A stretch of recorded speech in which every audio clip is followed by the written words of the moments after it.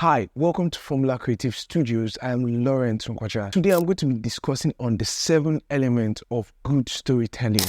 So without further ado, let's dive right in. Yes. Number 1, show, don't tell. Now this is one of the most important lessons I learned in film school. As a matter of fact, it is one of the first lessons that I learned.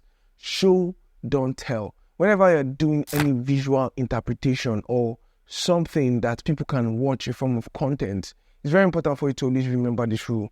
You need to show more than you tell. So you should consider it more in your dialogues. You should consider it even when you're making a video like this on YouTube or Instagram or any of the other social platforms. I see. Do more of the showing by the use of B-rolls or taking snippets of perhaps your behind the scene process or even the story you're trying to tell. The more you continue to give your audience visual pictures, they will be able to understand what you see better. Remember that old saying that a single picture can speak 1,000 words. So when next you're about to tell a story in form of content online or film, remember this rule. Show, don't tell. Number 2, make your story move. How exactly do you make your story move? Now, there's usually a graph to how you tell a story.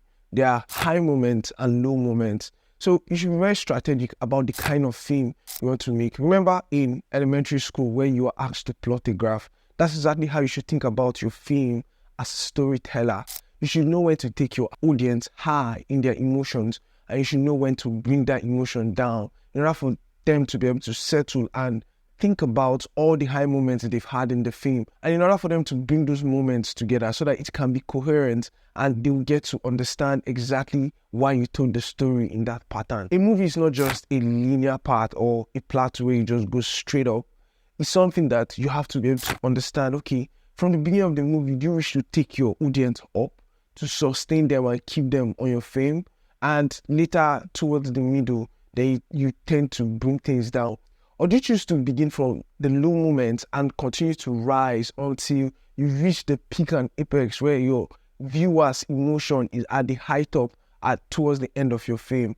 So it's important that you plot a graph for your film, know exactly where you want to take your audience from and where exactly you're taking them to. So make your story move. Create interesting scenarios and incidences that will cause the action to rise and fall. Number 3, conflict. Now, why exactly are stories interesting? Tell me why. Stories are particularly interesting because we get to see resolution of conflict, or we get to see causes of conflict. You know how the basic principle of cause and effect is very important in the world? The same concept applies in cinema and storytelling.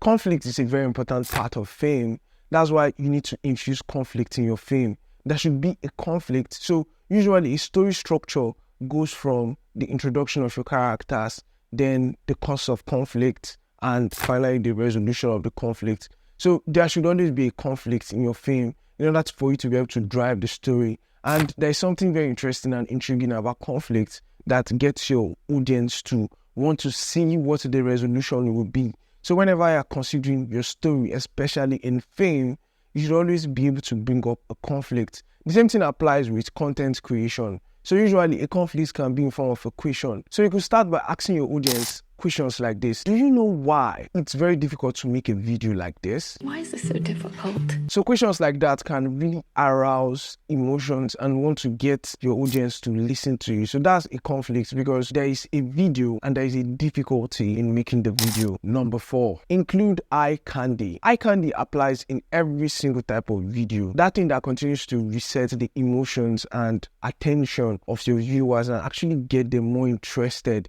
in the film. Because of how intriguing it looks, your audience becomes more inquisitive. That's why as a director or as a storyteller, you should be able to plan your storyboard in such a way that you get to show snippets of different objects or even the different areas of your environment so that your audience can be able to get stimulated visually in order to be able to stay on your content and continue to watch it until they get to the end of the story. So eye candy is very important. It also applies in content creation like YouTube videos. So the more you continue to pop up the big text, the salient zoom in and zoom out, especially to specific objects, it gets your audience more and more interested. So eye candy is something that storytellers can particularly apply to their content and make it more interesting. Number 5, explore hidden territory. So exploring hidden territory is simply going into those spaces where people have not really thought about in such ways. So just like the ancient script says that nothing is new under the sun, and everything that have been done before will be done again. So in true fact, there is really no hidden territory, but there are territories that have been kind of extinct in terms of storytelling. So you could explore such territories. There are always new people to tell stories to. So the idea is that you could tell old stories in new ways. So that's why industries like Hollywood and even in very recent times, Nollywood has been able to remake some very, very interesting films from the past and actually turn them into cinematic success. So you could actually pick old stories, you could pick old content and recreate them in such a way that your audience is going to be interested in what you have to offer. So explore those hidden territories. So exploring hidden territory will generally make your audience more interested in your content because it is something that they are not used to seeing on screen. Number 6, focus. Focus is a very important part of storytelling because it tends to help your audience to know exactly where your story is going. So the best way to put focus into your story is to have a lead character. If you have a lead character or you have perhaps a lead object in frame, it helps your audience to be able to interpret better what your story is about and where your story is going. So there's usually 1 or 2 drivers in a story. So we have a couple of leads in a story. So depending on the kind of story you want to tell and exactly where you want it to go. So you could center a story around a lead character or 2 lead characters to be able to carry your audience on the journey as you explore your story world. Number 7, don't be obvious. As a storyteller, what is intriguing about your story is the suspense. If you're able to hold your audience at the edge of their seat, then your story is really going to be interesting. You know how there's an expectation in life, but nobody can really tell what tomorrow brings. That's exactly what you should be in the world of your story. You should be that creator. You should be that form of a demigod in your story, such that while your audience watch, just like how it happens and plays out in life, that we have expectations of what should happen, but most times these things don't get to play out, or even if they get to play out, perhaps not the way we expected. So that's exactly how you should be able to tell your story. You craft your story in such a way that it is not predictable, it's not obvious, so your audience can have a glimpse of where your story is going to, but you could even have some very interesting plot twist